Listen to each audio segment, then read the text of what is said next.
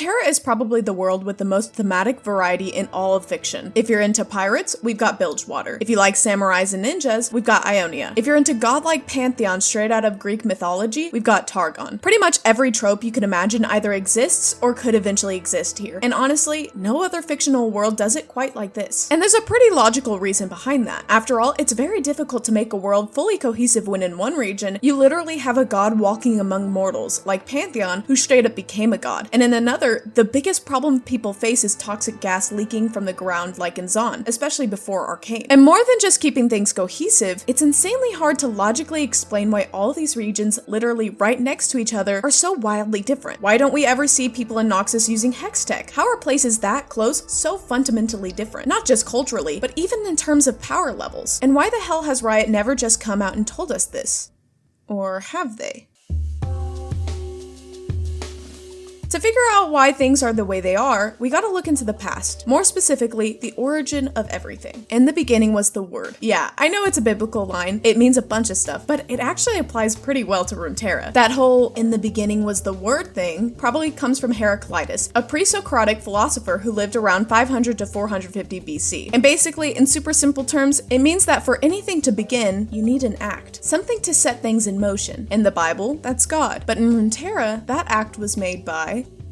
Maybe you're thinking of Aurelian Sol? I mean, he is the Starforger, the being who creates everything and everyone. He's kind of the ultimate creator being, but let's take a look at his lore before jumping to conclusions. The almighty being known as Aurelian Sol was already ancient before the rise of the mortal races of Runeterra, born in the first breath of creation. He and those like him roamed the vast nothingness of a pristine celestial realm, seeking to fill this canvas of incalculable breadth with marvels whose twinkling spectra would bring fulfillment and delight to all who witnessed them. Not sure if you caught that, but the answer is actually right there. Aurelian was born during the first breath of creation, and from that moment on, he, along with others like him, began shaping the universe into what it is today, which means he didn't cause it. He came into existence because of it. So yeah, even though he helped shape the universe as we know it, he wasn't the one who started it. He didn't give the first breath of creation, so who did? Maybe you're thinking of the Watchers, the commanders of the Void, but that doesn't track either. Just look at Vel'Koz's lore. Beyond the material plane, outside and somehow below it, lies the unknowable abyss. It is the realm of the void, where no mortal or immortal creature may ever walk. It is not necessary to know how such a place ever came to be, nor why only that it did. The void is eternal. The void consumes all. In that place, in the cold, endless dark, all is equal and empty. For timeless eons, there was purity in that fact. There was peace, if such a term could have any meaning there. Then something changed. Not in the void realm, but elsewhere. It was existence. It was something, where before there had been nothing, and its mere presence scraped against the vast, cold, formless entities that drifted in the blackness. Reading that, it's clear that the void didn't create anything either. It's the nothingness that existed before creation, and only became aware of itself after something else kickstarted existence. So yeah, we're talking about time frames so ancient they're basically impossible to grasp. And truth is, we probably won't ever know who or what actually created the universe. But even if we can't figure out who created it, maybe we can figure out how it was created.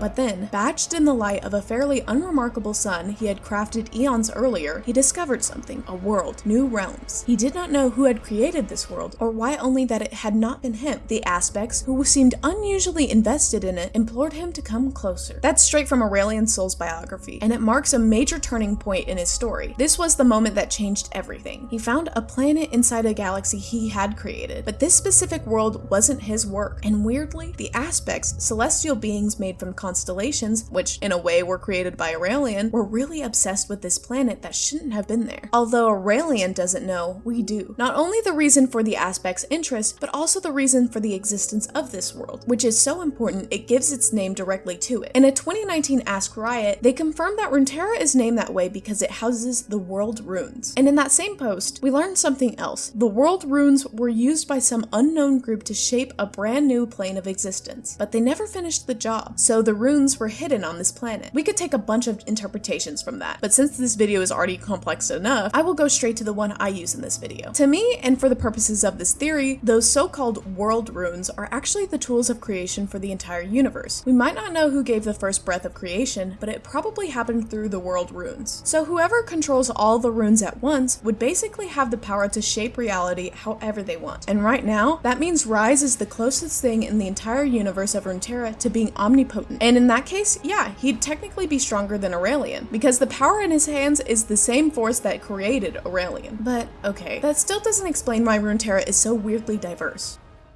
Or does it?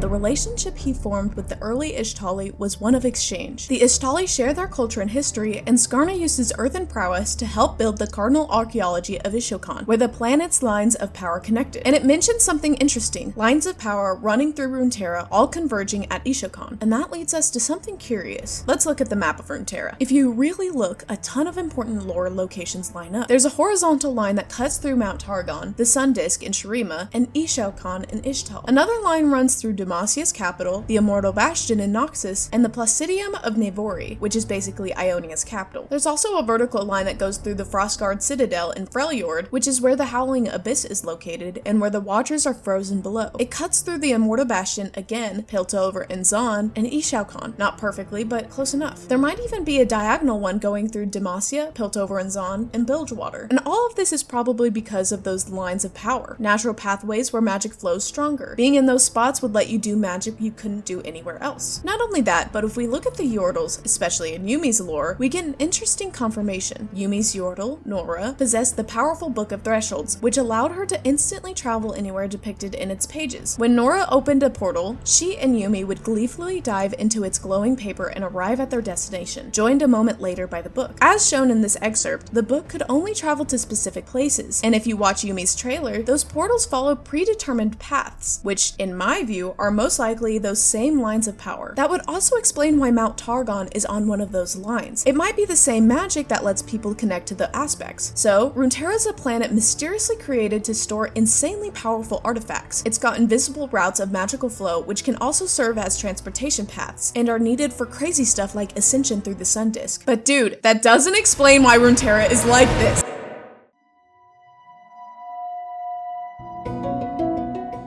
Runeterra's full of beings that could be considered divine, in a kind of metaphysical, religious sense. Like, these aren't just powerful creatures, they exist on another plane entirely, and people have emotional or spiritual relationships with them, and their strength is tied to those beliefs. Take demons, for example. They feed off human emotions. Like in the Rune Wars, as Evelyn's lore shows, demons got way stronger because the entire world was in emotional overdrive. People were terrified, angry, and desperate, and that gave demons power. Same with Yone's lore. After Noxus invaded Ionia, the culture there shifted. It got more violent, more full of fear and resentment. Those emotions started feeding Azakana and demons, making them stronger. So yeah, these spiritual beings need human consciousness just to survive. But that's not even the best example of what I'm trying to say. For that, we need to look at what the wiki calls spirit gods. We've got a few in Runeterra's lore, like Nagake Boros, the goddess Alawi follows, kindred who have different myths and forms depending on the region. There is also Janna and more. But the most important ones for this theory are the Freljordian demigods. So let's check out the story Stormbringer about Volibear. Valier. The god bear twitched in his sleep, but his eyes didn't open. It was an old name and had not been spoken aloud for how long? What he had heard must have been a dream or an echo of the past. With a snort, he burrowed his head deeper into the thick snow and continued his slumber for ages. Valier, with your name and with this blood, I call upon you. The demigod's eyes flicked open. From our perspective, maybe nothing feels off. Volibear was just napping and someone woke him up, right? No big deal.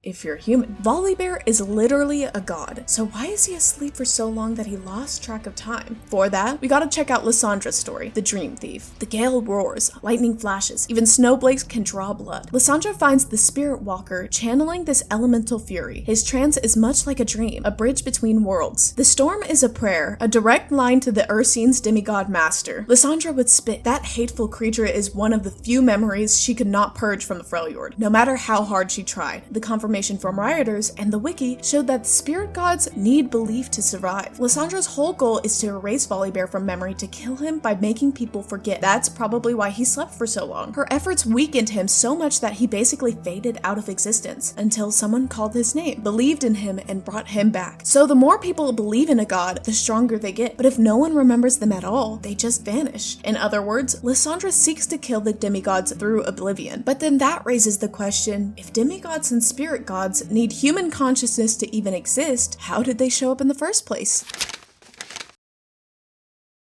What in primitive times led to the supposition of another world was not impulse or necessity, but a misinterpretation of certain natural processes, a perplexity of the intellect. God is dead, God remains dead, and we have killed him. And just like him, I'm going to die if you don't like this video. Subscribe to the channel and maybe even become a member to access cool perks, such as picking video topics and early access to videos. God is dead, God remains dead, and we have killed him. That's probably Nietzsche's most famous quote, but what did he actually mean? This was written in the late 1800s, during a time when science was replacing religion as society's main framework. Capitalism was rising, but more importantly, the scientific revolution was shifting the center of truth away from religion into science. So, when Nietzsche says God is dead, he doesn't mean God never existed. He means that what governs society is no longer God. Since when you need something, you no longer turn to religion but to science. If someone starts convulsing today, your first instinct isn't to call a priest, it's to call a doctor. Because science now answers the questions religion used to. But again, Nietzsche didn't say God never existed.